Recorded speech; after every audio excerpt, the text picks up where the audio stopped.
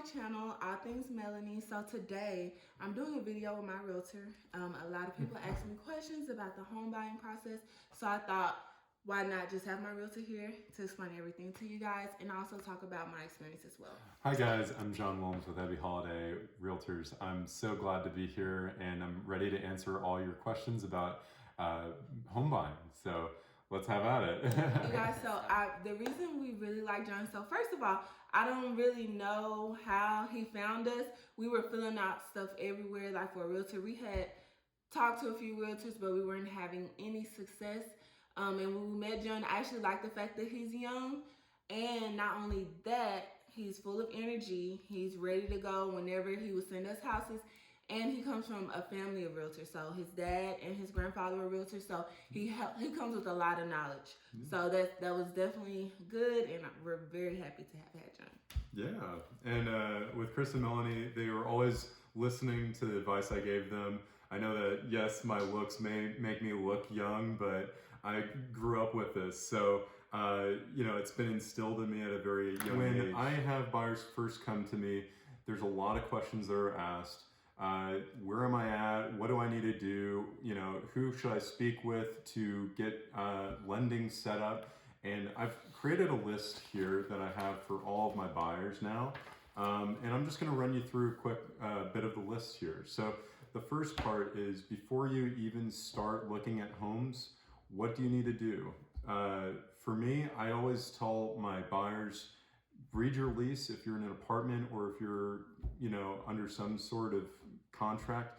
Make sure you're understanding of how many days out do you need to give notice to your landlord. What are the penalties involved if you break the lease? That way, when you're going into purchasing a home and you're under contract, you're fully aware of what penalties you may incur. The second thing is speak with a lender. Even if you're 6 months, a year out from when you're actually wanting to move, it's always good to speak to a lender because they can at least give you advice on how to better your outcome when the time's right to purchase. So if I could give you a little story about Chris and Melanie here, if that's all right. We met in 2017. We were looking at homes and we'd found the right home, we thought, out in DeSoto, and we got under contract. The lender that they had spoken with said everything was clear. They'd gotten a letter of pre-qualification, and then about day 3 into the contract, the lender comes back and says, hey, we can't do anything because you got some student loans that you got to pay off beforehand. And we were left scrambling. And so if you want to take it. That was very devastating. We were already under contract, so we were planning to close in like 10 days, huh? Yeah. It was about 25 days. Okay. Yeah. I know it was close. Yeah. And we went and we picked out the house, and they even accepted our offer. Yeah. We wanted this house bad. Like, we thought everything was good, everything was ready to go. So that's just a warning for people out there. Make sure you choose the right lender, because we weren't fully told about everything about the full process by our lender. So we were kind of just winging it. And I feel like at the end, we were completely lost, devastated. We had already paid our earnest money. It was so much. We had the property inspected. Like, we really thought we were just good to go. At the end of the day, they spent somewhere around $600, and the lender was the one that let them down. And so what I'm trying to get at here is that if you speak to a lender 6 months or a year in advance, you can figure out whether or not the loan is right for you to go forward on. There is one thing that I also want to point out here, and there's a difference between pre-qualification and pre-approval with a lender. Pre-qualification is a very simple test that they put you through. They can give you a phone call, say, hey, how much do you make? Do you have a pulse? And that's about it. Pre-approval is a much more in-depth look at your financial backing to make sure that you are ready to purchase a home. They're going to look at things like your student loans, any debts that you may have, what your actual income is after taxes, stuff like that. That can really make or break a contract. So it's good to know this when you're moving forward with looking to purchase a home. Another topic that people often don't want to talk about is credit scores. There's obviously the three main credit bureaus: TransUnion, Equifax, and Experian. What lenders will do before you get a letter of pre-approval is they'll check your credit scores. And if you're going with, say, a couple, like a man and a wife, they're going to take a look at all three scores for the two different people. And they'll take the lower middle score. So let's say, for example, the husband has really great credit and the wife doesn't. They're going to be taking the wife's middle score. And that is what dictates whether or not you get a good interest rate or if you even get lending at all. So if you have somebody sitting at, say, a 600, which is, I would say, the lowest credit score possible for them to make a loan work, you're probably going to get a high interest rate, paying points down on the loan as well. But if you can get your credit scores up to, say, about a 680 or 700, you're going to be looking at better scores, and you typically max out around 740. So that's something that you guys, if you're not even looking to buy right now, you should still be working on, just because it makes your lives all so much better. So I think you guys had a story about your credit as well. I know during our crisis in 2017. So what ended up happening, me and my husband both got our master's degrees around the same time.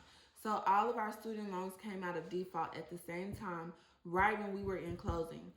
It was our fault that we weren't on top of that, but we had moved since we had been in school, so we had no clue that our loans were coming out of default. So they all hit at the same time. We weren't able to get that initial property. So I was introduced to another company. It's called White Jacobs and Associates. Yep, White Jacobs and Associates in Plano. They were so awesome. They're based out of Plano. I'm big on reviews, so they had like so many positive reviews. And I know reviews can be fake, but it seemed like too good to be true. But we reached out to the company. Now, me and my husband, we both paid about $1,100 a piece, $1,000 a piece.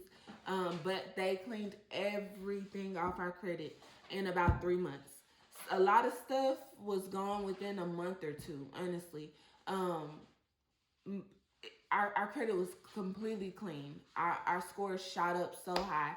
I know now one big point is the correspondence. So what they'll send things to credit to places on your behalf, and then the places will send the mail to your home.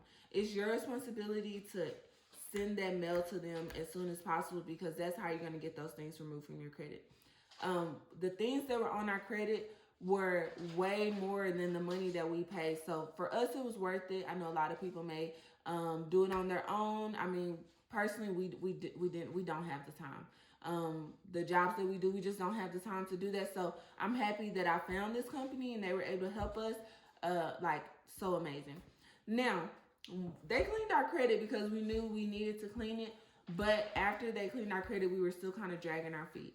Our feelings were really hurt when we didn't get that house in 2017.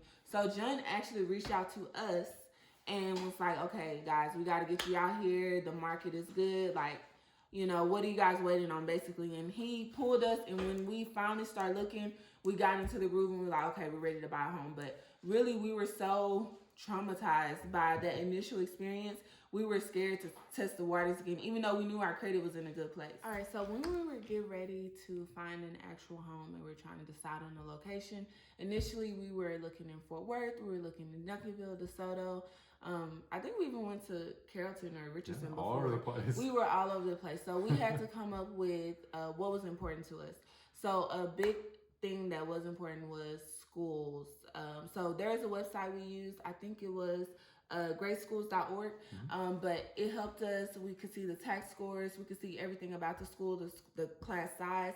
So that helped us narrow down. And then also the crime rate. That was very important to me. So there's a website, I'll post it, but there's a website I found where I could put in the city or the location and it would tell me the crime rate of the area. So that was super important. Another thing that helped me choose the area was tax rates. So in different cities and different areas, the tax rates are different. So we end up choosing where we are now based on tax rate. That was the big thing that made us choose this area. And then also it's a nice area and it's safe. It's a developing community, and we still have access to all the major highways. We're both within 30 minutes of work, which is perfect. And then I mean that's pretty much it. I mean, but there's a lot of other great things that we like about this area, but I think those are some of the top things that made us choose this place. Yeah. Okay, so that brings me to the next point is talking about the different types of loans that are out there. So we've mentioned the pre-qualification and the pre-approval, but now we need to talk about the actual types of loans that exist. We have 3 different main types of loans. There's conventional, FHA, and then there's VA loans. Conventional loans are going to be anywhere between 5%, 10%, 15, and 20% down that you have to bring to the table at closing. Then you have the FHA, which require 3.5% down, which is a lot easier for a lot of new buyers to make. And then finally, there's the VA loan, which is for veterans and soldiers. They can bring 0% down to closing and not even have to pay any PMI, which is something I do want to touch on. PMI is a additional tax that is put onto the mortgage if you don't come with 20% down at closing.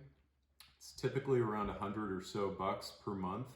But once you do accrue 20% of the equity in your home, it drops right off, and now your mortgage payments become a lot easier to make. So those are the 3 different types of loans that I'm going to go over there. So after you've spoken with a lender and things are looking on the up and up, the next step is speaking to a realtor and finding the right realtor to go with. You know, I would recommend at least speaking to 3 different realtors and getting a gauge on their personality, their knowledge, and their ability to get out to the properties and go show. You do want to also set up an auto search with the realtor. You know, this is where we start to crack down on kind of figuring out, do we want to go with a pre-owned property, or do you want to start looking at maybe a new build like Melanie and Chris have had? So what was the decisions there for y'all? For already existing home, I have a conscience, and I do think about how the other people, why are they leaving? Was it like, did they get foreclosed on? I don't want any bad blood. I just wanted to go with a new build. I know also closing costs would have been covered for a new build, so that also helped us. And then it was just like our first home, a fresh start. It made sense for us to go through a new build. Yeah, you don't have to worry about appliances breaking or foundations cracking or even a bad roof. With a lot of pre-owns, you run into that issue all the time. You know, on top of that, like we mentioned before, new builds popping up all the time. You get all these incentives to go with the lenders that they provide, and that can easily save you on the front end when you first get into your new home. Yeah. So I also want to touch on a few other things here. With a new build, you have the ability to customize your own home. There's a lot of new builders out there that, depending on who you go with, you can customize certain things like the carpets, the paint, the appliances. That's something that a lot of people really like and take into consideration when they're buying their first home. So one thing I always recommend to my buyers whenever they do start that search and we're going out and taking a look at homes from, you know, Forney to Fort Worth, I always recommend downloading the TPT Agent One app.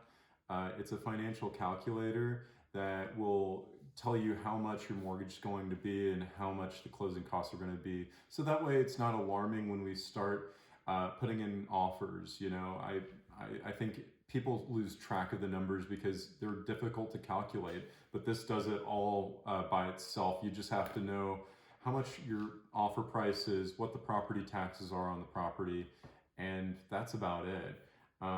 I've had a lot of people come up to me that said, John, I'm so thankful that I didn't get under contract for the property that had, like a $10,000 a year property tax amount, and instead I went with the one that's far cheaper. So that's a big tip that I give to all of my new buyers, because it's just super helpful. Okay, so now that we've gone through the home buying search, let's talk about getting under contract and what the actual time frame looks like there. So, with Chris and Melanie, y'all spent a little bit more time than what a lot of buyers do in looking for homes. We found the right one. Now we've submitted the offer, and you're under contract. Both sides have agreed to get under contract, right? There are a few things that you want to know about this. First thing is that you still have room to negotiate on the property and on the contract. You will be paying earnest money, which is typically 1% of the total offer price. So if you put an offer in for $100,000, expect your earnest money to be $1,000.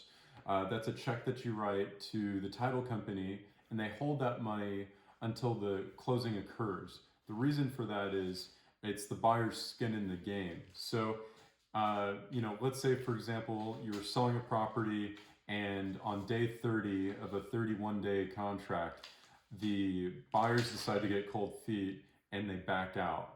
Well, you just lost 30 days of being under contract, all for nothing.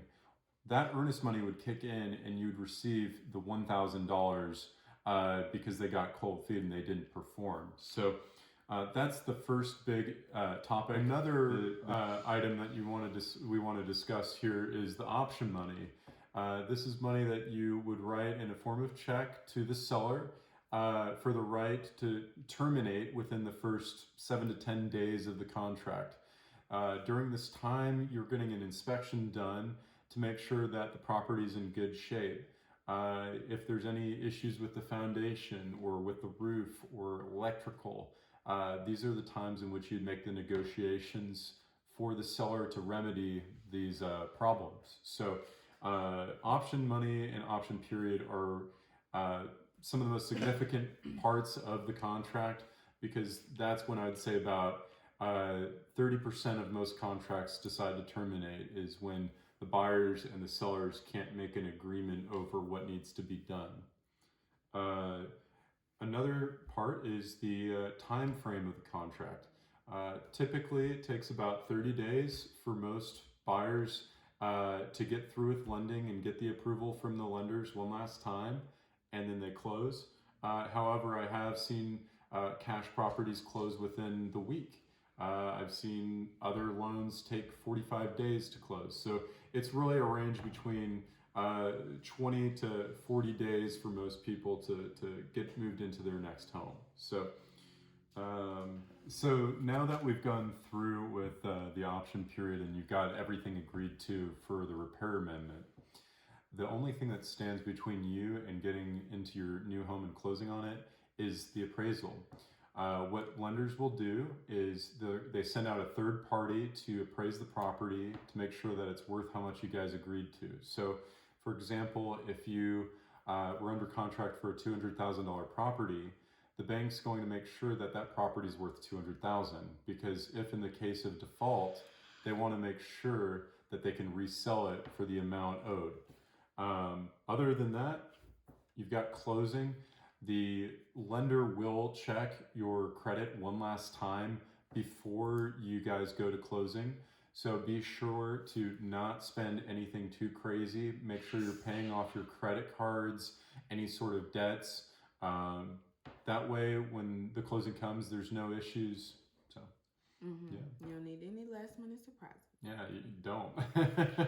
Another thing I want to bring up is the benefits of home ownership and also the cons to home ownership. Obviously, when you purchase a home, you build equity in the home, and you're no longer paying a landlord rent. So that's the first benefit. Another thing I'd also like to point out is that you can make almost any improvement to the home that you'd like. If you want to go ahead and put in new tile to the bathroom, you can do that. If you want to put in new appliances, of course. If you want to paint the walls inside, you know, you don't have to respond to the landlord anymore. There are some cons to home ownership. The first of which is that now you're responsible for anything that breaks.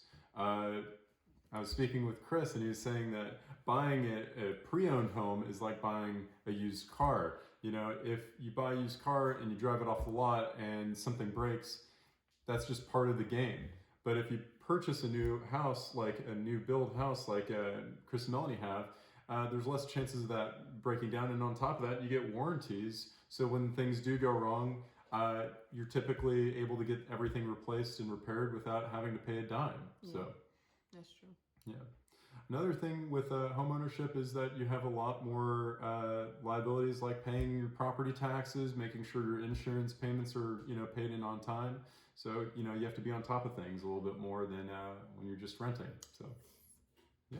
I think another benefit for us in purchasing a home was leaving something behind for our children. Sort of like a legacy. I mean, we can't, if we're renting an apartment, we can leave that apartment behind for them. But a home is something that we can leave behind for them. So it was very important for me to be able to do that for my children.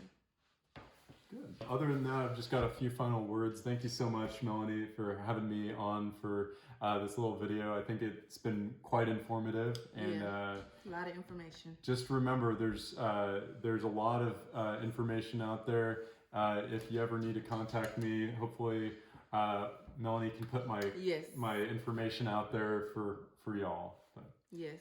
So thank you guys so much for tuning in. Did you have any last words, John? I'm good. All right. Well, just make sure you subscribe to my channel. I'll be doing a lot of things like this. So stay tuned, and you never know what I'll be putting out next. Bye. That came out wrong. I don't want to talk about. I don't want to say it in a bad way, but I want to say like the pros and the cons. I don't know. No, that's good, because people need to know when your stuff break down. Yeah. You can't call the maintenance man or anything like that. It's on you. Exactly. So that's the pros and cons. Yeah, because tell them, you got to explain to them like this. People gonna understand. It's like buying a used car, right? You buying a used car, you never know this used car gonna break down in any minute. If you go buy a brand new car off the lot, you still got that warranty for it, right? But something could still happen. But you still got the extended warranty for it. Which is what when you buy a used. That's a good part. Yeah. But when you buy a used property, there ain't no warranty for it. None. So soon as you you that's you on your own. Yeah. So that's the pros and cons. That's what made us decided, you know what, we better off dealing with a brand new situation than deal with people problems that they had.